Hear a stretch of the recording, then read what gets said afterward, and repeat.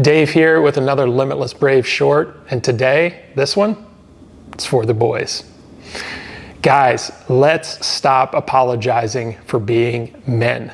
Let's stop apologizing for being angry and aggressive and competitive and wanting to always win. Let's stop apologizing for wanting a feminine woman in our lives. Let's stop apologizing for wanting great sex and intimacy and even romance. Let's stop apologizing for sharing our emotions and the way we feel with people. This serves us no good. It only neuters and castrates us as men when we do this. And for the past 20 plus years that I've seen, Hollywood, the media, has been coming after us in a very subtle but very obvious way. Men don't have great leading masculine roles anymore in movies. They're always the butt of the joke or some dumb guy that's always been made fun of. And so let's stop looking and listening at what the media is saying. Even angry and unhealthy women are ripping men apart online. And now, yes, there are angry and unhealthy men out there. And if you're an angry and unhealthy person, go get the help you need. Because when you look through a healthy lens, women are amazing, men are amazing, we're incredible together. And when we work together, we create an amazing experience. The male suicide rate is at an all-time high these days because men feel like they have nowhere to go. They won't even reach out to their buddies because of the shame that has been instilled in us for expressing anything. The only thing men have really been seen as are providers, protectors. And there's nothing wrong with that, guys. I take great pride in that stuff myself. However, when it comes to really expressing things that are hurting us and reaching out, we don't. We're our own worst enemy. And I promise you guys, your boys will be there for you. And if they're not there for you, they're not your boys. So you need to find a really good group of guys to associate with and start sharing. If you don't have a great group of guys, check me out here at Limitless Brave. I have an online community. It's free to join. And there's a great group of guys in there. We help each other out, as well as all of my coaching that I do. But what we need is to feel heard, actually. We need to feel supported as men because we do carry the weight of the world on our shoulders, not only for our own lives, but for our wives and our girlfriends, our communities, and our country. So yeah, we need help, but we don't ask for it. So I encourage you, please, if you need help, reach out to some guys in your area to make sure that they are there for you and support you. Of course, there are many options online for help as well. And obviously, if you need some help, I would work with you as well. Don't let that thing build up like a pressure cooker and then explode. That's where toxic masculinity gets its name from, because it seems toxic to the outside world. Why is this guy always so angry? Well, it's because he's letting all this shit build up inside and he's not expressing it along the way. And that's fine. Let it build up. But before the top goes, reach out. Start talking to somebody. Talk to your boys. Get them to help you. Talk to a professional. Get them to help you. Don't let the thing explode. That's where you become unsafe and unpredictable. And quite honestly, where the term toxic masculinity starts to come from. You're seen as dangerous and scary. Even though you're not, you're just expressing. But the world isn't emotionally intelligent enough to actually see that as expression. And some of the work that I do with guys that I work with, we actually encourage that. And it's amazing to see these men come alive when they can really rage and express that anger in a safe and controlled environment where they're not going to feel like they're judged. All right, let's talk about sex and intimacy. Let's stop apologizing for wanting to do something that's very primal and natural to us, which is have great sex and intimacy. That's our job as men, to procreate. It is a very primal thing that's instilled in us. And, you know, women operate on a little bit of a different clock, and that's totally fine. But make sure you're doing your part, guys. Make sure you're doing your part to romance your partner and make sure they're connected with you, connect with them, enjoy them, and build that romance up, right? Do those little things that your wife or your girlfriend likes, and make sure that you are communicating well with your partner so that when it comes to sexy time, it's not an awkward thing. It's actually very enjoyable for both of you, and you guys can have a fantastic relationship. But don't apologize, even if your wife or your girlfriend is always saying you want too much sex. Don't apologize for that. That is a primal instinct inside of you. Of course you want to have sex, but don't forget the intimacy either. Let's talk about anger and aggression and competitiveness and that willingness to win. That is our primal hunter inside of us. We need to be angry. We need to be aggressive. We need to be competitive, because primally, that's the only way we survive. We were able to survive.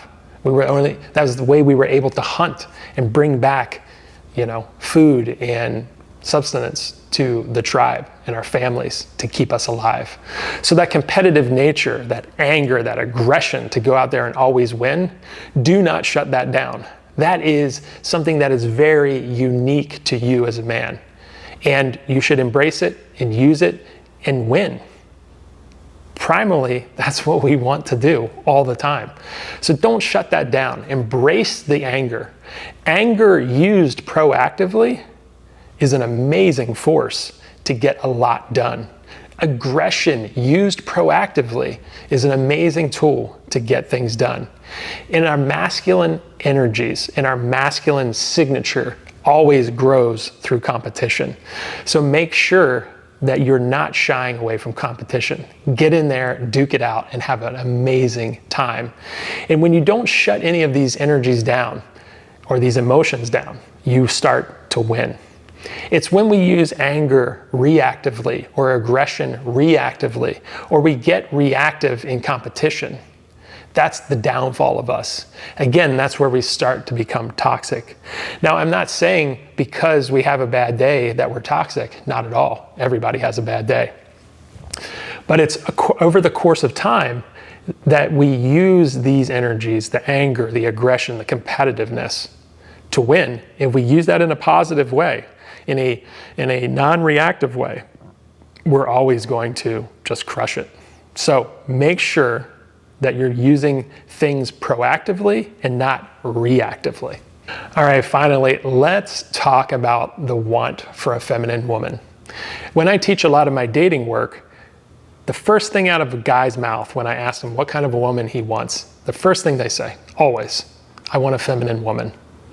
Of course you do. Every guy who's a masculine guy wants a feminine woman. Well, feminine women are becoming more and more rare. It takes a very masculine guy to pop a woman out of her masculine and back into her feminine.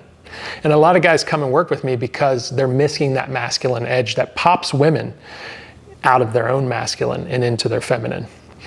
And ladies, I hear you complaining online, and these are some of the greatest TikTok videos and Instagram videos I watch. Women that bitch about feminism, women that say they want to go back in time and stop it because they realize that they are stepping into a masculine role when they enter the workforce or do other things that men naturally do. So they're stepping out of that natural place of being feminine into a masculine role and forcing themselves to be in that role. And then there's a conflict going on there. And then we have guys who are naturally in their masculine all the time, dealing with a woman who is in her masculine when she's at the workplace. And now the masculine, they butt heads, they want to fight. What you need to do as a very masculine guy is pop her out of that masculine role. Let her know that you're going to take care of things. You got her. You're going to protect her. Do all the things that you do as a man so that she feels comfortable enough to step out of that masculine role, back into the feminine role, back into the nurturing role, and she's going to be much happier there.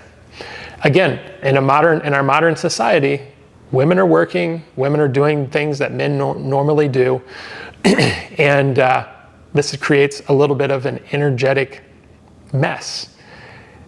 if you're a guy watching this, think about how awkward and weird it would be for you to have to step into a feminine role because that was your job, to be feminine. How gross would that feel? I personally would not like that at all. I very much enjoy my masculine energy. I very much enjoy the masculine. I don't want to step into that feminine experience. And so women are doing that. They are actually stepping out of the place that they naturally should be in their feminine into a masculine role. I don't think they really like it that much. And again, great. It's awesome that women are doing what they're doing these days, but this is where we get some contradiction. This is where we're not really getting those feminine women that we're looking for. And it's your job, guys, to step up to the plate, to be that masculine guy that pops her out of that and allows her to be in her feminine as much as she possibly can, excluding obviously when she's at work. So when she's coming home and bitching about work and complaining about this woman and this guy and this manager, listen. You don't have to say a word, just listen. And you'll watch her change slowly out of that masculine into the feminine, and everything's gonna be golden. So don't apologize for wanting a feminine woman. Every masculine guy does. Just make sure that you're in your masculine, you have that masculine edge, you understand her, and that you can bring her back into her feminine where she naturally likes to reside. All right, guys, you got any questions? You got any comments? Put them down below. Loved talking about this. I hope you guys got something out of it, and see you on the next short.